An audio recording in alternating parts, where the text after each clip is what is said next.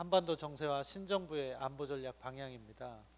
그럼 정세를 말씀드리고 안보 전략을 말씀드려야 되는데 그 전에 앞서서 쉽게 안보 이야기 많이 하고 전략 이야기 많이 하는데 그게 도대체 뭐냐?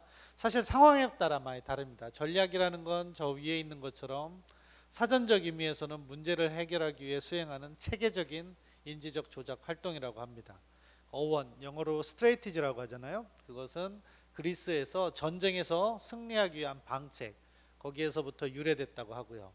그렇고 또 가끔 전략이냐 전술이냐 이런 이야기를 많이 하는데 사실은 비슷한 말입니다. 어떤 건 더 중요한 게 전략이고 어떤 건 더 먼저 세우는 게 전략인데, 예를 들어서 뭐 한미 동맹 강화 방안 하면 큰 전략이 될 수 있겠죠. 그럼 그 전략 하에서 각각의 이슈, 예를 들어서 뭐 요즘 얘기 많이 나오는 사드라든가 그런 이슈는 하나의 전술이 될 겁니다. 하지만 또 사드에 들어가서 사드를 어떻게 미국하고 협상할까? 그러면은 사드 협상 전략이라고도 하죠. 그러면서 또 거기서 하나의 구체적으로 또 아는 전술이 될 수 있는 거고, 그렇게 중요도에 따라서 이렇게 상대적인 개념이고 그렇게 해서 구분하고 있다, 그런 것만 인지하시면 좋을 것 같습니다. 이런 개념을 합쳐서 국가안보 전략은 무엇이냐? 그러면은 국가안보 목표를 달성하기 위한 외교 군사적 차원의 방책인 거죠. 그렇기 위해서는 국가안보 목표의 위협은 무엇이냐, 그리고 그 위협에 대응할 수 있는 우리의 능력은 무엇이냐, 그리고 마지막으로 어떠한 극복 방안을 활용할 것이냐, 이렇게 3단계로 항상 이야기를 합니다. 그리고 그 부분에 있어서 많은 고민을 하게 되는 거죠. 앞서 그 선 과장님께서 안견의 그 몽유도원도 이야기를 하셨습니다. 안평대군 이야기죠.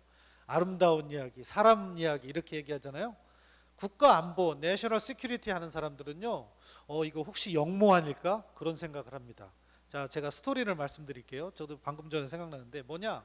당시에 위협이나 극복 방안, 쉽게 얘기해서 그 당시에 왕이었던 문종은 건강이 약했습니다. 그래서 자기 아들 단종, 나중에 단종 어떻게 위패돼서 사약 먹잖아요. 단종을 위한 내셔널 시큐리티를 할 때 위협 요인은 누가 될까요? 자기 형제들이에요. 그렇죠, 환경이죠.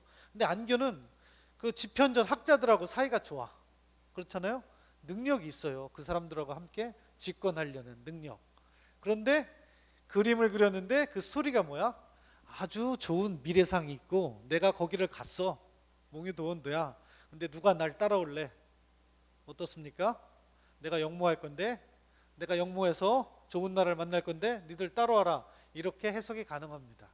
그게 바로 국가안보하는 사람들이 항상 어디에 위협이 있는지 찾고 그 위협을 막기 위해서 어떻게 대응하는지를 고민하고, 그리고 그러한 방책들을 하나씩 하나씩 검토해 나가는 것이 국가안보를 하는 사람들의 어떻게 되면 마인셋인 거죠.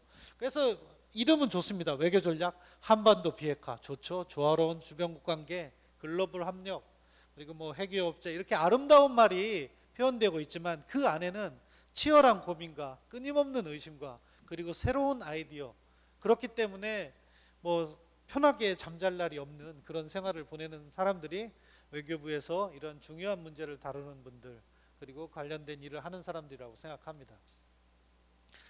저는 항상 뭐 국가, 아까 역량을 얘기했지만 사람이 중요하다고 생각합니다. 왜냐하면 사람이 결국에 생각을 만들고 그 생각을 이행하면서 무슨 일을 이뤄내기 때문입니다. 오른쪽 사진, 약간 대머리 벗겨지신 분이 혹시 누구인지 아십니까? 비스마르크, 독일 통일을 이뤄낸 철혈제상이라고 하죠. 그 건너편에 있는 사람은 비렐름 몇 세? 2세입니다. 비스마르크는 저 비렐름 2세의 아버지 프리드리 비렐름 1세의 수상이었습니다. 그리고 독일 통일을 이루어냈죠. 어떻게 통일을 이루어냈느냐? 당시에 보면 프로이센이라고 그래서 저게 조그만한 프러시아, 독일은 소통일주의와 대통일주의가 이야기되고 있었는데, 여러분 합스부르크 왕가 세계사나 사회 배웠을 때 다 공부하셨을 거라고 생각했는데, 그들이 오스트리아 헝가리 제국이 독일의 주류를 형성했습니다. 그런데 프로이센이 신흥국으로서 성장을 하면서 독일 통일을 해야 되니까 저 오스트리아 헝가리 제국을 이기고 독일 통일을 해야 된다는 생각을 하고 있었습니다. 그러면서 비스마르크 같은 재상을 놓고 국력을 강화시키고, 그래서 마침내 사소한 분쟁이 생겼을 때 오스트리아 제국과 전쟁을 합니다. 전쟁을 했는데 독일이 이겼죠. 왜? 프로이센이 잘 준비가 됐습니다. 전쟁에서 철도를 최초로 사용한 거죠. 그런 것까지 다 준비를 해서 전략 거점까지 철도를 놓고 철도로 군수물자를 실어 나르고, 또 여러분 군사 혁신, 국방 개혁 이런 얘기 많이 들어보셨겠지만 당시로서는 아주 획기적인 후장식 소총을 만들었습니다. 뭐냐? 여러분 옛날 18세기나 19세기 영화 보면은 전쟁할 때 어떻게 싸웁니까? 장총 위에서 총알 넣고 화약 넣고 막 이렇게 흔든 다음에 들어서 서서 땅 쏘죠. 근데 요즘은 어떻게 씁니까? 요즘 그렇지도 않지만 프로이센이 최초로 서서 쏘다 보니까 취약하잖아요. 그래서 누워서 쏠 수 있게 총알을 뒤에서 넣게 합니다.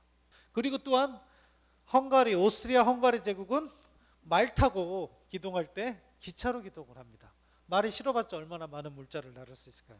그래서 생각지도 않게 당시에 오스트리아 헝가리 제국은 유럽의 맹주였는데 전쟁에서 너무 쉽게 패배를 합니다. 그 과정에서 전쟁에 승리하고 어떻게 했을까요?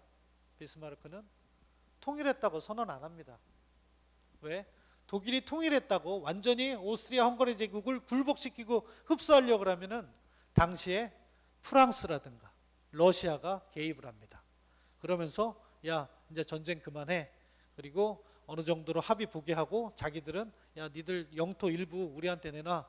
아니면 너희들의 철도 운영권, 여러분 우리 한반도에서도 그런 일이 있었잖아요. 그런 거 내놔. 따라서 통일을 뒤로 미뤄요. 그리고 통일을 언제? 가장 유럽의 맹주였다고 볼 수 있는 프랑스를 몇 년 후에 전쟁에서 이기고 그 다음에 통일을 합니다. 이 과정에서 참을 수 있었던 자제력, 만약에 비스마르크가 성급해서 오스트리아를 이기고 통일을 바로 추진하려고 했다면은 프랑스가 관여하고 러시아가 관여하고, 그래서 결국에 통일을 못하고 분단 체제가 고착화됐을 겁니다. 그게 아이디어인 거죠. 그리고 통일한 다음에 어떻게 관리를 합니까? 러시아하고 불가침 조약을 맺습니다. 이 체제를 안정화시키기 위해서 프랑스는 견제를 하고, 영국을 또 조심해야 되기 때문에 영국과 비밀리에 합의를 합니다. 우리는 해군력을 영국하고 겨누지 않을 거야. 그러면서 스스로 군축조약을 만들어서 해군력을 제한합니다. 그것으로부터 영국의 신뢰를 받는 거죠. 그런 시스템을 만들어 놓은 게 바로 비스마르크입니다. 그런데 빌헬름 2세는 달라요. 왜? 어떻게 보면 재벌 2세와 같다고 봐야 되나요? 아버지가 고생한 걸 몰라. 비스마르크가 이렇게 어렵게 구조를 만들어 온 걸 모르고 그 틀을 깨버립니다. 러시아하고 불가침 조약 맺은 거 해체합니다.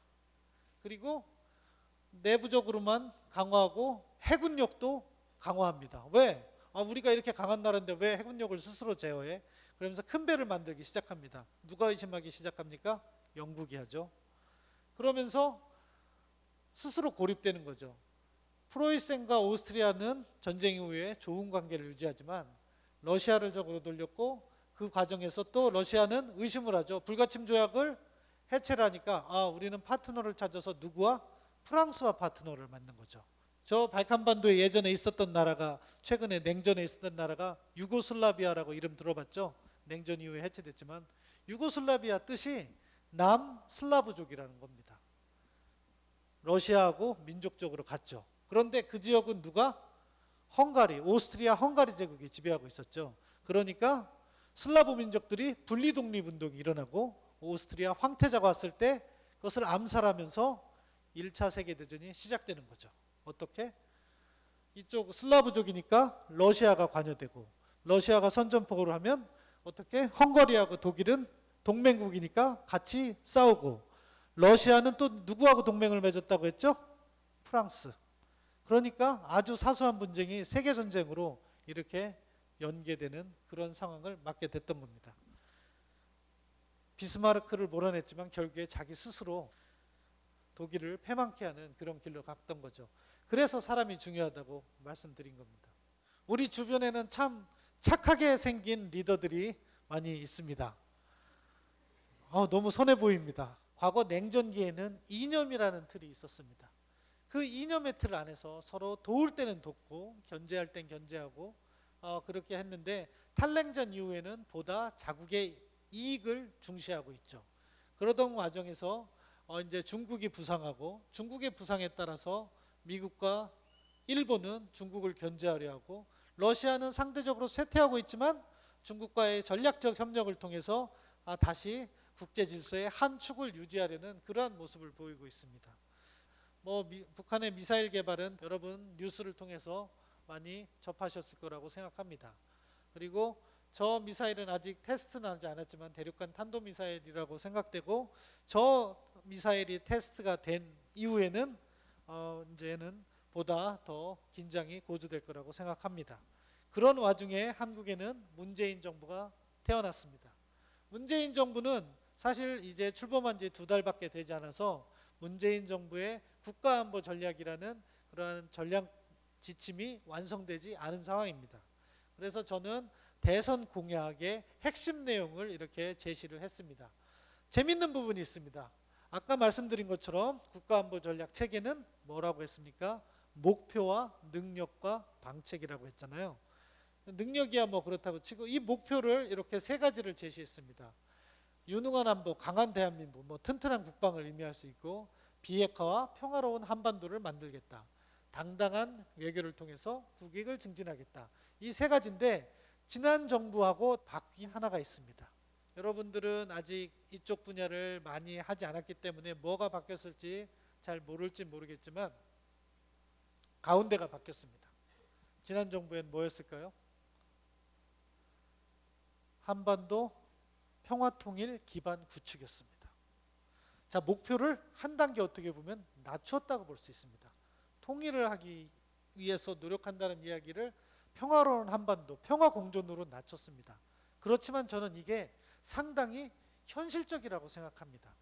통일에 모든 중점을 두면 그것을 갖출 수 있는 역량을 만들어야 되고, 그것을 이행하기 위한 방책을 만들어야 되는데, 그러기보다는 당장에 우리가 북한 핵 위협을 안고 있는 우리는 평화공존에 중점을 두자는 식으로 현실적인 조정을 한 겁니다. 그리고 원칙이란 걸 새롭게 제시했습니다. 그것은 어떻게 보면 당연한 거라고도 볼 수 있는 국가의 책임이라든가 주변 국가의 협력, 그리고 평화를 지향한다는 점. 마지막이 좀 특색이 있습니다. 민주. 국가안보 의사결정 체계에서 민주적 과정을 중요시한다는 거죠. 이 말씀을 드리니까 뭐가 생각납니까? 사드 문제를 여러분 생각해 보십시오. 국내 절차를 중시하는 이유는 바로 이러한 원칙에서 기인한 거라고 생각합니다. 그리고 문재인 정부의 안보 전략이라고 해서 5개 이행 방법을 이야기하고 있습니다. 이거는 어떻게 보면 각 부처가 해야 될 일이기도 한데요. 국방부는 북핵 대응 자주 국방력 조기 구축입니다.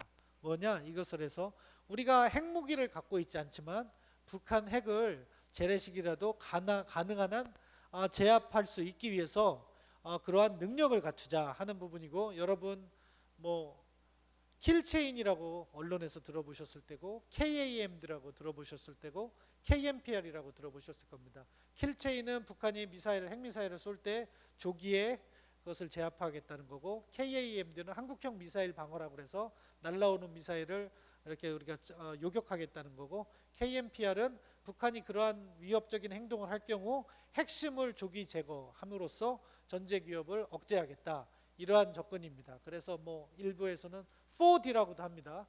영어를 자꾸 써서 미안한데, 먼저 북한의 위협을 디텍트하고 그런 행동을 방해하는 디스럽트를 하고, 그 다음에 미사일 방어를 디펜스하고, 그리고 북한의 능력을 디스트로이 한다. 그래서 4D라는 작전 개념화에서 이런 거를 발전시키고 있습니다.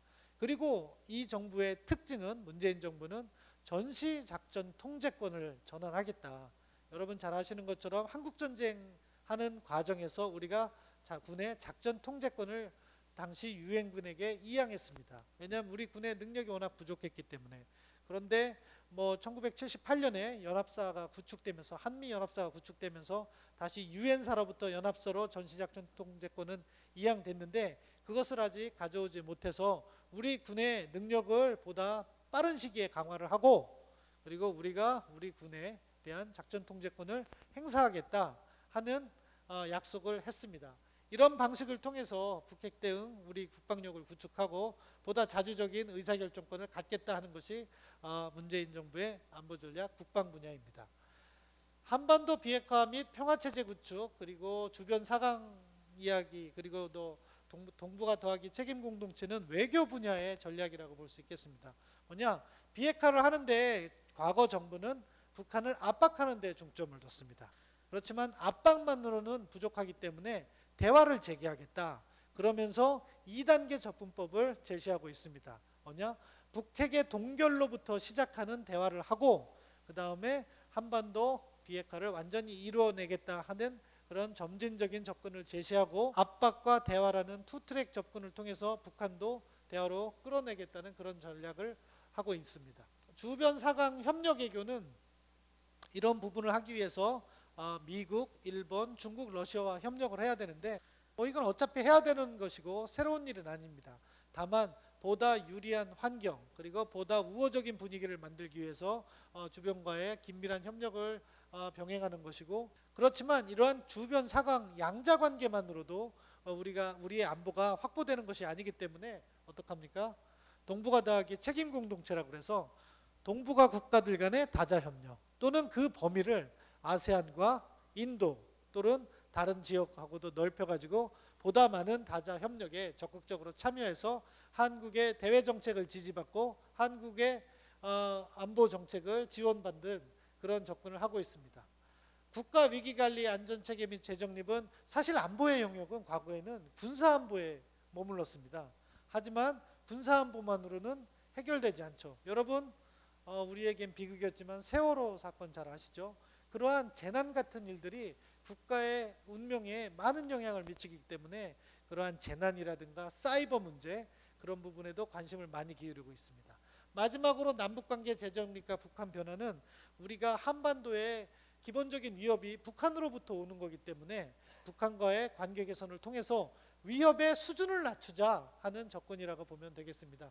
이러한 인식을 하고 있습니다. 그렇지만 이러한 안보 전략이 쉽게 성공하는 것은 아닙니다. 우리에게 주어진 많은 도전들이 있습니다. 특히 우리의 능력이 제한되고 있기 때문에 이러한 근본적인 문제들을 풀어나가면서 문재인 정부의 안보 전략이 결국에는 도전을 극복해 나가야 된다고 생각합니다. 북한 문제를 볼까요? 쉽습니다. 우리가 지금 동맹 없이 북한하고 단독으로 전쟁하면 이길 수 있겠습니까? 만약에 북한이 핵무기 있다면요? 쉽지 않습니다. 우리가 북한 급변사태, 북한 붕괴 이야기를 많이 했는데 북한 붕괴되면 우리가 혼자 들어가서 북한을 다 정리해서 통일할 수 있을까요? 쉽지 않습니다. 중국도 들어올 겁니다. 우리가 중국을 혼자 밀어낼 수 있습니까? 없습니다. 김정은 정권은 체제 보장을 위해서 핵무기를 개발하는데 야 너희들 핵 포기해라. 우리가 너희들 체제 보장 해줄게. 우리가 북한 체제 보장한다고 해서 북한이 믿겠습니까? 쉽지 않습니다. 우리는 아직 능력이 많이 부족합니다. 주변국 볼까요? 사드 때문에 중국이 우리한테 압박을 행사하는데 중국의 압력을 우리가 단독으로 해결하고 있습니까? 못하고 있죠. 일본 위안부 문제, 역사 문제, 독도 문제 계속해서 돌발적인 행동을 하는데 그걸 우리가 단독으로 통제할 수 있습니까? 만약에 북한이 ICBM 대륙간 탄도미사일을 만들고 미국을 위협할 때 미국이 만약에 그것이 샌프란시스코에 대한 직접적인 위협이라면 그것을 서울과 바꾸겠습니까? 거기에서 동맹의 와해 부분, 디커플링 문제가 나오는데 그런 걸 우리가 능력이 없으면 막기가 어렵습니다. 주변국도 마찬가지입니다. 글로벌 이슈도 마찬가지입니다. 우리가 글로벌 중견국이라고 해서 많이 이렇게 자랑하고 얘기하지만 우리가 글로벌 아젠다, 한국이 순수하게 아이디어 내서 국제사회를 다 모아가지고 어떤 문제를 풀 능력이 있습니까? 아직 부족합니다. 우리가 국제사회에 기대만큼 돈을 많이 씁니까? 아직 그렇지도 못합니다. 그리고 그런 걸 할 글로벌 인재를 키워놓았습니까? 아직 그런 부분도 부족합니다. 따라서 우리가 안보 전략을 잘 추진하면서 이러한 어떻게 보면 전략 이전에 보다 중요한 기반을 하나씩 갖춰 나가야지 우리의 문재인 정부의 안보 전략도 성공할 수 있다. 저는 그런 생각에서 이렇게 각각 약간은 다른 이야기지만 세 파트로 나누어서 설명을 드렸습니다. 여러분, 국가 안보는 일부에 누가 그러는데 산소와 같다고 합니다. 아프리카, 중동 많은 국가들을 보면 그 나라 사람들이 어리석어서 그렇게 못 사는 게 아닙니다. 안보가 무너지면은 경제활동, 사회활동, 문화활동 제대로 영위할 수 없기 때문입니다. 따라서 국가 안보 분야는 여러분이 이렇게 일상생활을 하면서 차지하는 부분은 매우 적겠지만 그런 문제 하나하나 있을 때 앞서 제가 말씀드린 것처럼 우리에게 위협이 되지 않느냐 한 번쯤 의심하고, 그리고 우리가 어떠한 능력을 갖춰야 되는지 한 번 더 고민하고, 그런 것을 하기 위해서 국론을 교집할 때 보다 튼튼한 국가 안보가 만들어진다고 생각합니다. 감사합니다.